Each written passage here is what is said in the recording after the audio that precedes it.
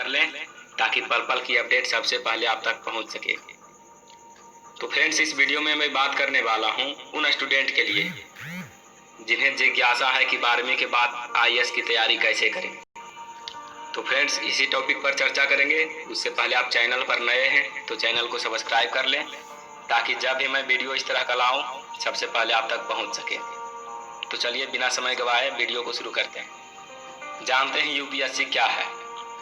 UPSC कहें friends तो union public service commission यानी संघ लोक सेवा आयोग। यह भारत की महत्वपूर्ण एग्जामिनेशन होता है फ्रेंड्स। इसमें प्रत्येक साल तकरीबन 5 से 6 लाख लोग एग्जाम देते हैं, इसका तैयारी करते हैं। और यूपीएससी को 3 वर्गों में बांटा गया है, प्रीलिम्स, मेंस, इंटरव्यू। जी हाँ फ्रेंड्स, प्रीलिम्स, मेंस, इंटरव्यू। तो इस पर चर्चा करेंगे फ्रेंड्स। इससे पहले जान लेते हैं कि इसमें क्वालिफिकेशन कितनी चाहिए, इसमें एज लिमिट क्या है, कितना अटेम्प्ट दे सकते हैं और इसका पैटर्न क्या है, इसके लिए पढ़ाई कैसे करें। पहले इन सब चीज़ों पर जान लेते हैं, उसके बाद चलेंगे कि उनका जो है पैटर्न क्या है उस पर। तो चलिए जानते हैं इसके लिए क्वालिफिकेशन कितनी चाहिए। तो सबसे पहले आप 12वीं अच्छे अंकों से पास हो जाइए। उसके बाद आप कोर्स की कोई भी डिग्री जैसे बीए, बीएससी, बीकॉम इत्यादि कर लें। अब आप यूपीएससी का फॉर्म भरने के लिए एलिजिबल हैं, आप यूपीएससी का फॉर्म भर सकते हैं। देखिए फ्रेंड्स, यूपीएससी जो है एक बहुत अच्छा नौकरी इसमें प्रोवाइड होता है, बहुत अच्छी है, इसलिए इसका तैयारी करना चाहिए प्रत्येक स्टूडेंट को। और विद्यार्थी जो है अपने जीवन में एक बार आईएएस बनने का सपना जरूर देखता है फ्रेंड्स। तो सपने को साकार करने के लिए आप मेहनत कीजिए, तैयार होइए उसके लिए। चलिए अब आगे चलते हैं। एज लिमिट क्या है इसमें। तो जनरल कैंडिडेट के लिए 21 से 32 साल है फ्रेंड्स, ओबीसी कैंडिडेट के लिए 21 से 35 साल है, एससी एसटी कैंडिडेट के लिए 21 से 37 साल। ये है इनका एज लिमिट, यानी 21 साल से 32 साल तक आप दे सकते हैं जनरल कैंडिडेट हैं तो। अगर आप ओबीसी हैं तो 21 से 35 साल तक दे सकते हैं। अगर आप एससी एसटी कैंडिडेट हैं तो 21 से 37 साल तक एग्जाम दे सकते हैं। तो अब बात कर लेते हैं फ्रेंड्स कि इनमें कितना अटेम्प्ट दे सकते हैं। इसका अटेम्प्ट यानी अटेम्प्ट कितना अटेम्प्ट कर सकते हैं, कितना अटेम्प्ट एग्जाम दे सकते हैं। तो जनरल कैंडिडेट के लिए रखा गया है फ्रेंड्स 6 अटेम्प्ट जो कि 32 साल तक में। और एससी एसटी के लिए नो लिमिट है यानी 37 साल तक में।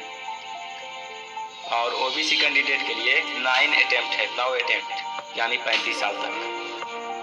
देखिए फ्रेंड्स, स्टूडेंट का सिविल सर्विस एग्जाम में सिलेक्शन होने का चांस बहुत कम रहता है, यानी कहें तो 0.21% रहता है फ्रेंड्स, यानी कहें तो 0.21% चांस रहता है फ्रेंड्स। इसलिए तैयारी जोर से करें, मन से करें। चलिए अब बात करते हैं एग्जाम पैटर्न की। तो एग्जाम पैटर्न की बात करें तो पहले आता है प्रीलिम्स, फिर मेंस, फिर इंटरव्यू। तो पहले जानेंगे प्रीलिम्स क्या है। प्रीलिम्स, इसमें 2 पेपर होते हैं फ्रेंड्स जो 200 अंकों का होता है। और इसमें जो है क्वेश्चन ऑब्जेक्टिव टाइप के आते हैं जो 200 नंबर का रहते हैं। और प्रवेश परीक्षा पास करने के बाद आप मेंस के लिए चयनित हो जाते हैं, यानी आपको मेंस की तैयारी करना है। मुख्य परीक्षा की बात करें तो यह परीक्षा 9 पेपर का होता है। इसमें 2 पेपर क्वालिफाइंग नेचर का होता है, बाकी 7 पेपर मेरिट के लिए होता है। फ्रेंड्स, एक बात और ध्यान दें, यहाँ पर नोट करने वाली बात है, पेपर 2 में आपको 33% नंबर लाना अनिवार्य होता है। मेंस में पेपर 2 में 33% अंक लाना अनिवार्य होता है। अब बात करें इंटरव्यू की, तो मेंस एग्जाम में पास होने के बाद आपको इंटरव्यू के लिए बुलाया जाता है जो कि लगभग 45 मिनट का समय दिया जाता है। उसमें आपको जनरल स्टडी, क्वांटिटेटिव एप्टीट्यूड, इन सब चीज़ों से क्वेश्चन पूछा जाता है फ्रेंड्स। तो आप तैयारी जोर से कीजिए, मन से कीजिए, तैयारी के साथ जाइए और अपने लिए एक मौका दीजिए। अब बात करें सिलेबस की, तो सिलेबस की बात करें फ्रेंड्स तो वीडियो ज़्यादा लंबा हो रहा है। पार्ट 2 आएगा इसका, उसमें लाऊंगा फ्रेंड्स इसमें सिलेबस क्या है, इसका तैयारी कैसे करें। और अगर आपका कोई क्वेश्चन है तो आप हमें कमेंट बॉक्स में पूछ सकते हैं, उसका रिप्लाई ज़रूर करेंगे। धन्यवाद, थैंक यू।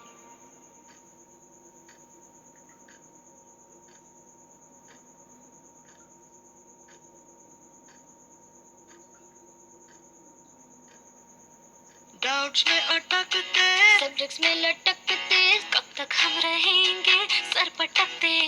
अब वेदांतु देगा प्रॉब्लम से छुटकारा। समझ आएगा तो मजा आएगा, मजा आएगा तो समझ आएगा।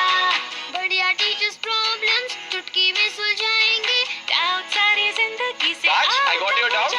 This is your answer. समझ आएगा तो मजा आएगा, मजा आएगा तो। Vedantu, learn live online. To attend a free live class, download the app now.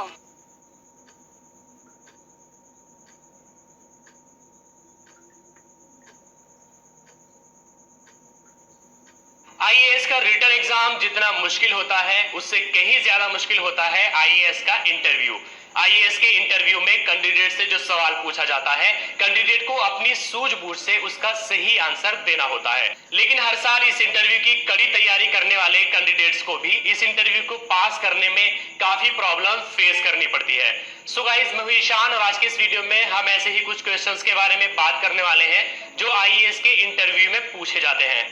IAS के इंटरव्यू में जो भी क्वेश्चंस पूछे जाते हैं उनका मकसद सिर्फ और सिर्फ कैंडिडेट की कॉमन सेंस और उसके माइंड की गहराई को जांचना होता है कि एक कैंडिडेट कितना डीपली जाकर के सोच सकता है। इसके अलावा एजुकेशन से आईएएस के इंटरव्यू का कोई खास लेना देना नहीं होता है। तो चलिए शुरू करते हैं।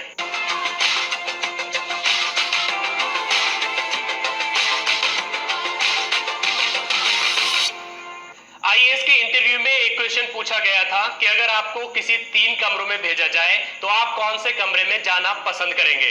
इसमें 3 ऑप्शंस दिए गए थे कि पहले कमरे में जहां पर आग लगी हुई है, या दूसरे कमरे में जहां पर 5 हत्यारे बंदूक के साथ तैयार हैं, या फिर तीसरे कमरे में जहां एक शेर पिछले 1 महीने से बिना कुछ खाए पिए रह रहा है। इस सवाल को सुनकर काफी सारे कैंडिडेट सोच में पड़ जाते हैं कि क्या आंसर दें और इसका आंसर नहीं दे पाते हैं। लेकिन इसका सही जवाब है तीसरा कमरा, जहां पर एक शेर पिछले 1 महीने से बिना कुछ खाए पिए रह रहा है। अब आपके मन में क्वेश्चन आएगा कि आखिर तीसरा कमरा ही क्यों। यहाँ पर मैं आपको बता दूं कि यहाँ पर तीसरा कमरा सबसे ज्यादा सिक्योर है, क्योंकि शेर बिना कुछ खाए पिए 2 हफ्तों से ज्यादा जिंदा नहीं रह सकता। और इस सवाल में बताया गया है कि एक शेर पिछले 1 महीने से बिना कुछ खाए पिए रह रहा है, तो इसका मतलब ये हुआ कि वो शेर अब तक मर चुका होगा। तो इन तीनों कमरों में सबसे ज्यादा सिक्योर तीसरा कमरा है। आईएएस के इंटरव्यू में एक क्वेश्चन पूछा गया कि हेयर और देयर में क्या फर्क होता है। इस सवाल को सुनकर के कई सारे कैंडिडेट सोच में पड़ जाते हैं। कुछ तो इसका हिंदी मतलब बताने लगेंगे कि हेयर का मतलब यहाँ होता है, देयर का मतलब वहां होता है। लेकिन सोचने वाली बात यह है कि आखिर इतना इजी क्वेश्चन आईएएस के इंटरव्यू में पूछा क्यों जा रहा है। बहरहाल, जिस कैंडिडेट से ये क्वेश्चन किया गया था उसने अपनी सूझबूझ से इसका जवाब दिया। उसने कहा कि हेयर और देयर में सिर्फ टी का फर्क होता है। यहाँ पर आप देखिए कि पूछा गया है कि हेयर और देयर में क्या फर्क होता है। ये नहीं पूछा गया कि हेयर और देयर का क्या मीनिंग होता है या इसके मीनिंग में क्या फर्क होता है, बल्कि पूछा गया है कि हेयर और देयर में क्या फर्क होता है, और हेयर और देयर में सिर्फ टी का फर्क है। आईएएस के इंटरव्यू में एक क्वेश्चन पूछा गया कि अगर जेड के 8 लड़के हैं और उनकी एक बहन है तो जेड के कुल कितने बच्चे हुए। इस क्वेश्चन को सुनकर के काफी सारे कैंडिडेट परेशान हो जाते हैं और सोच में पड़ जाते हैं और जल्दबाजी में इसका गलत आंसर दे देते हैं। लेकिन मैं आपको बता दूं कि अगर आप इस क्वेश्चन को सही से सुनेंगे तो आपको इसका जवाब भी इसी में मिल जाएगा। इसका जवाब है कि जेड के कुल 9 बच्चे हैं, क्योंकि 8 लड़के हैं और उनकी एक बहन है, तो टोटल मिलाकर के 9 बच्चे हुए। एक क्वेश्चन पूछा गया कि एक बच्चा पाकिस्तान के लाहौर में पैदा हुआ लेकिन फिर भी वो पाकिस्तानी नहीं है, ऐसा क्यों। तो इस क्वेश्चन को सुनकर के भी काफी सारे कैंडिडेट परेशान हो जाते हैं और इसका आंसर नहीं दे पाते हैं। उन्हें लगता है कि ये काफी हार्ड क्वेश्चन है, लेकिन अगर देखा जाए तो ये इतना हार्ड भी नहीं है। तो इसका जवाब है कि वो बच्चा 1947 से पहले पैदा हुआ था, और हम लोग जानते ही हैं कि 1947 से पहले पाकिस्तान का वजूद ही नहीं था। तो जब वो बच्चा लाहौर में पैदा हुआ तो वो पाकिस्तानी नहीं हुआ बल्कि हिंदुस्तानी ही था। हालांकि इसका एक दूसरा आंसर भी हो सकता है कि उसके जो फादर हैं वो इंडियन सिटीजन सिटीजन है और जो उसकी मदर है वो पाकिस्तानी सिटीजन है, और जब वो बच्चा पैदा हुआ तो उसकी मम्मी पाकिस्तान के लाहौर में होगी। और भारतीय कानून के अनुसार एक पर्सन को 2 देशों की नागरिकता नहीं मिल सकती है, तो इसलिए वो बच्चा अगर पाकिस्तान के लाहौर में पैदा हुआ है और उसके फादर इंडियन सिटीजन है तो वो बच्चा भी इंडियन सिटीजन ही होगा, ना कि पाकिस्तानी सिटीजन। एक क्वेश्चन पूछा गया कि इंग्लिश का वो कौन सा शब्द है जो हमेशा रॉन्ग ही पढ़ा जाता है। आप चाहे इंग्लिश के कितने भी अच्छे जानकार क्यों ना हो, ये सवाल सुनकर के थोड़ी देर के लिए आप सोच में जरूर पड़ जाएंगे। अब अगर आपको जवाब पता चल गया है तो आपको बधाई हो, लेकिन अगर आपको नहीं पता है तो मैं आपको बता दूं कि रॉन्ग इंग्लिश का एक ऐसा शब्द है जो हमेशा रॉन्ग ही पढ़ा जाता है। एक सवाल पूछा गया कि माइकल के पिताजी के 3 बेटे हैं, जिनमें से 2 का नाम है मई और जून, तो माइकल के पिताजी के तीसरे बेटे का क्या नाम होगा? ये सवाल थोड़ा टिकड़ा है, लेकिन इतना भी नहीं कि आप सोच में पड़ जाए। बहरहाल अगर आपको इसका आंसर पता चल चुका है तो आप माइंडेड है, लेकिन अगर आपको नहीं पता तो मैं आपको बता दूं कि तीसरे लड़के का नाम है माइकल, क्योंकि क्वेश्चन में ही बताया गया है कि माइकल के पिताजी के 3 लड़के हैं, तो इसमें एक का नाम बता दिया है माइकल और दूसरों का भी बता दिया गया है कि मई और जून, तो इस क्वेश्चन में ही आंसर छुपा हुआ है। एक सवाल पूछा जाता है कि वो कौन सी चीज है जो हम सब खाने के लिए खरीदते हैं लेकिन हम उसको खाते नहीं है।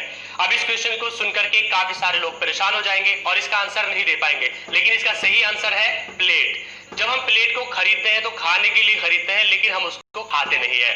सो गाइस, ये कुछ क्वेश्चंस और आंसर्स हैं जो आईएएस के इंटरव्यू में पूछे जाते हैं। क्वेश्चंस इतने मुश्किल भी नहीं है, लेकिन जरूरत है आपको इसको सही से समझने की और ज्यादा डीप में ना जाने की, क्योंकि जब भी आपसे कोई क्वेश्चन पूछा जाए तो जरूरी नहीं कि उसके लिए डीपली ही जाना पड़े, बल्कि आप उसको एक नॉर्मली भी सोच सकते हैं। सो गाइस, अगर आपकी वीडियो पसंद आया है तो उसको लाइक करिए, और अगर आपके मन में ही ऐसे कोई क्वेश्चन है जो आईएएस के इंटरव्यू में पूछे जाते हैं तो आप नीचे कमेंट करके बता सकते हैं।